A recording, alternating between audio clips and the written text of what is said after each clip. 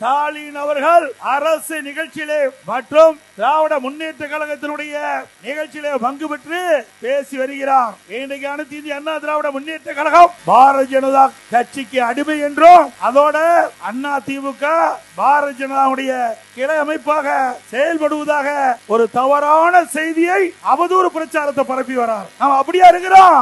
சொந்த காலில் நிற்கின்ற கட்சி அண்ணா திமுக கட்சி, உழைப்பாளிகள் இணைந்த கட்சி, இளைஞர் பட்டாளங்கள் இணைந்த கட்சி, பொன்மனச்சம்பல் புரட்சி தலைவர் எம்ஜிஆர் தோற்றுவித்த இயக்கம், அம்மா கட்டி காத்த இயக்கம், ஏழைகளை ஏற்ற வைத்த இயக்கம் அண்ணா திமுக இயக்கம்.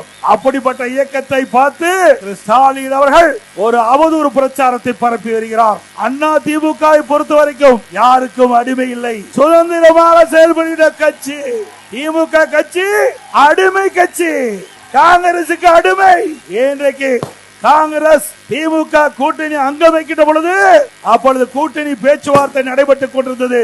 அந்த காலகட்டத்தில் அங்க அறிவாலயத்துல முதல் மாடியில ரைடு, தரைத்தளத்துல கூட்டணி பேச்சுவார்த்தை. இதுதான் திமுக அடிமை. அண்ணா திமுக அப்படி அல்ல.